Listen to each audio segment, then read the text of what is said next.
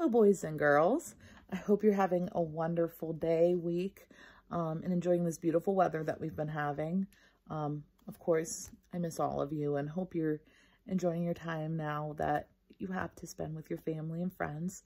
I decided that we're going to read a Junie B book, and we're going to read a chapter a day because I love Junie B and I know you love Junie B. And this way we can use our imagination and think of the story. And if you need time to calm down or just want something to listen to, you can come on here and listen to Junie B. So the first one is Junie B and the Bunny. I wonder what this is going to be about. Are you ready? Get comfy if you want to close your eyes. This is called Chapter 1, Bunnies and Clucks. Monday. Dear first grade journal. Silly bunny, silly bunny, silly bunny. I'm not allowed to say silly bunny on account of my teacher heard me call May that name on the playground. And he said for me to knock it off. Only there's something I just thought of. Even if I can't say silly bunny out loud, I can still think it inside of my head. Because heads are silent, which is why I like about heads. I'm going to try it out right now. That was Junie B's journal. I put my pencil down and looked at May. Then I squinted my eyes, real tinsy. And I thought that name to myself. Silly bunny, silly bunny, silly bunny, silly bunny. May looked suspicious at me. What are you doing, Junie B. Jones? Why are you squinting like that? She asked. Stop it right now. Stop that squinting. I paused my squint.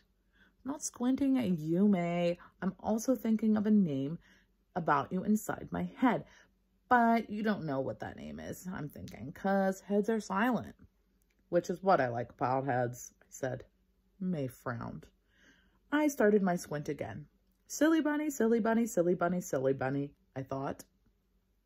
After I finished, I brushed my hands together, very satisfied. There, that ought to hold me for a while, I said.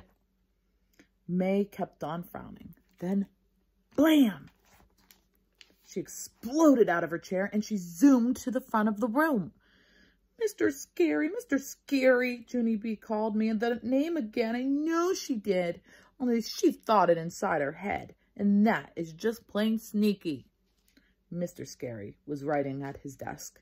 He closed his eyes and did a deep breath. That's kind of how Mrs. did it, right? May, what are our 3 new rules about tattling? He asked.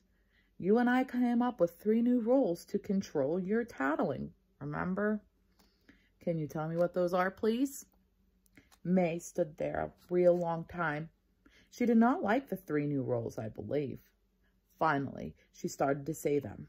Rule 1, count to 20 before a tattle, she grumped. Mr. Scary nodded. Yes, May, excellent. That's the first rule. Go on. If I still feel like tattling, count to 20. Again. Mr. Scary did a thumbs up. Very good. And rule number 3, May sucked in her cheeks. Rule number 3, if I still feel like tattling after that, go home, eat dinner, go to bed, wake up, eat breakfast, come back to school, raise my hand to tattle, then put my hand over my mouth. And please be quiet, she said. Mr. Scary clapped his hands. Perfect, you've got it. Those are exactly the rules I talked about, aren't they? He said. I'm very proud of you for remembering them. He stood up and walked her back to her chair. You have a great memory for rules, May, he said. But the next step is actually to follow the rules, okay? And I did believe you counted to 20 this time, didn't you? I leaned over and tapped on him. I can vouch for that, I said. There was definitely no counting. Mr. Scary frowned at me. I'll deal with you in a minute, Miss Jones, he said. You and I are going to review the rules on name calling. I did a gulp. But I didn't even call her a name, Mr. Scary. All I did was think a name in my head, I said. May flashed her angry eyes at me. No, you didn't. You just thunk it, Junie Jones. You told me you were thinking it, And that is exactly like saying it almost. She went on. Plus, you didn't even say it quietly. You thought it so loud I could hear it in your brain. May looked at Mr. Scary. My ears were tested last year in kindergarten, she said. The nurse said I can hear as good as a North American barn owl. Mr. Scary looked at her a long time. No, May, no, I'm sorry, he said finally. But the nurse did not tell you that. You do not hear as well as a North American barn owl. May squirmed in her chair a little bit. Squirming is what happens when you're fibbing. You know what fibbing means? It means you're lying. At least that has always been my experience. After a minute, May put her head on her desk and she covered up with a sweater. Mr. Scary bent down next to me. And for you, Miss Jones, this is an absolute last time I ever want to talk to you about name calling, he said. I don't want you to say silly bunny or think silly bunny or sing silly bunny or hum silly bunny or write silly bunny. Do you understand? I tapped my fingers on my desk. Well, then what am I supposed to do when May is mean to me? I said. I have to call her something or else she won't even know I'm mad. I thought for a second. Then I clapped my hands together. Hey, I know. Maybe I could just think silly in my head and I'll call her just plain Bunny, I said. Would plain Bunny be okay? May popped up from under her sweater. No, no, no, she growled. Just plain Bunny isn't nice either.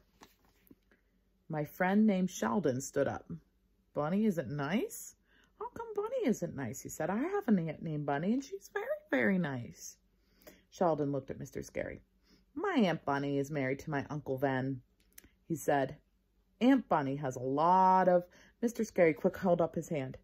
Yes, Sheldon, we know. You've told us many interesting things about your Aunt Bunny. But right now we don't need to hear that any more about your Aunt Bunny. Skull tattoos, said Sheldon. Please sit down, said Mr. Scary. Across the room, Lucille sprang up. Well, I love, love, love Bunny, she said. And so this subject is perfect timing for me because I'm having a big party at my giant house on Saturday and all of you are invited to come. She bounced up and down, real excited. And guess what? A very famous bunny is going to be there to meet you. Guess who it is, everyone? Guess who's the bunny? Guess who's the bunny, she said. Room 1 thought real hard. Then all of us started to guess at once. Bugs Bunny? Buster Bunny? The Bionic Bunny? Thumper? We guessed. Lucille rolled her eyes. No, no, no, she said. My bunny is way more famous than those silly cartoon guys. We guessed some more. The Trix Rabbit. The Velveteen Rabbit. Peter Rabbit, we asked. No, she said. What's wrong with you people? It's the Easter Bunny. Haven't you ever heard of the Easter Bunny? She reached into her desk and pulled out some fancy envelopes. She waved them around real angry. Do you see these invitations? Huh?